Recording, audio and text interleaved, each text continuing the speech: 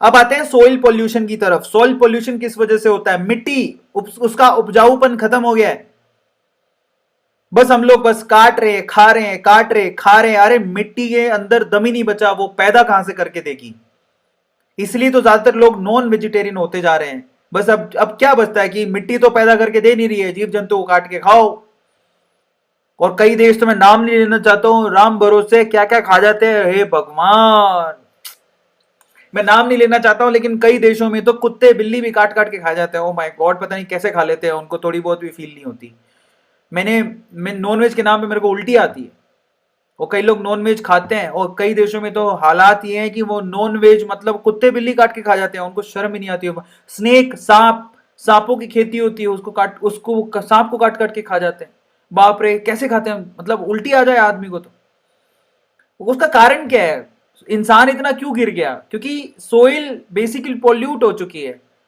हमारी मिट्टी में इतना दम ही नहीं रहा। उसका कारण क्या है? मिट्टी में इतना दम क्यों नहीं रहा? मिट्टी में इतना दम इसलिए नहीं रहा क्योंकि हमको खराब कर दिया इन उन लोगों ने जिनको सिर्फ पैसा चाहिए था। उन्होंने पेस्टिसाइड बना बना के, डीडीटी जिसका नाम है, बना बना के बेचा कि आपकी खेतों में फसलें लहराएंगी। पहले पुराने जमाने में हमारे यहां के किसान जो है किसी तरह का कोई पेस्टिसाइड यूज नहीं करते थे, और इन लोगों ने सिर्फ अपने पैसों, आज डीडीटी बहुत सारे देशों में बैन है, लेकिन इंडिया में शायद अभी बिकता होगा भी, शायद डीडीटी यहां पर भी बैन हो गया होगा, लेकिन यहां इस डीडीटी की वजह से, इसको पेस्टिसाइड बोलते हैं, इसकी वजह से हमारी जो मिट्टी है वो भी पॉल्यूट हो चुकी है, वो उसमें भी उपजाऊपन खत्म हो गया है।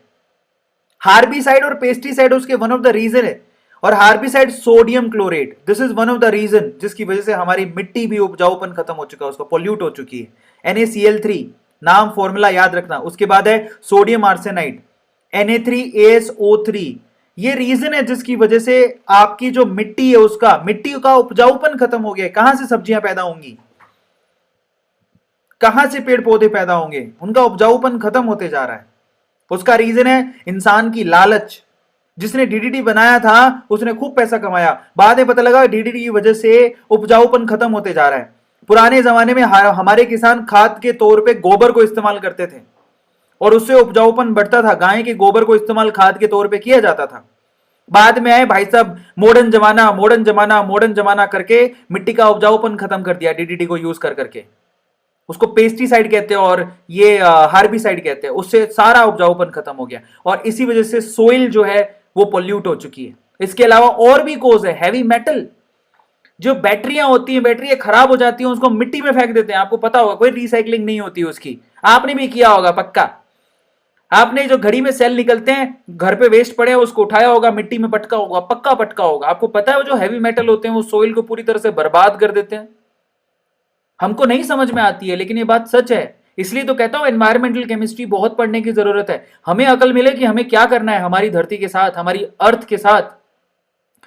जहां हम रहते हैं वहीं पे छेद करे जा रहे हैं। इसको छेद करना ही तो बोलते हैं। तो पेस्टिसाइड, हार्बिसाइड, हैवी मेटल, इसकी वजह से यहां पर सोइल का पोल्यूशन हो रहा है, और ये सोइल पोल्यूशन की वजह से ही सभी समस्याएं पैदा हो रही हैं। आज इंसान जो है वेजिटेरियन से नॉन वेजिटेरियन होते जा रहा है। पहले नहीं था इतना, आजकल नॉन वेजिटेरियन ये जो है ना, ये चीज बढ़ते जा रही है। ये तो पहले इंसान ऐसा नहीं था। ठीक है, नॉनवेज में प्रोटीन होते हैं, लेकिन नॉनवेज ऐसे थोड़ी कि किसी को भी काट के खाने लगोगे, वो गलत है ना। एक लिमिट होती है, समझ में आता है? तो वो हमें समझने की जरूरत है। कई लोग तो वेजिटेरियन होते हैं, कई वेजिटेरियन भी नहीं होते। ठीक है, तो वो मतलब वो ऐसा समझते हैं कि इन पेड़ पौधों सब्जियों में भी जीव है, मतलब वो भी लिविंग बींग्स हैं, उनको भी नहीं खाते। तो ऐसे लोग भी हैं। ठीक है।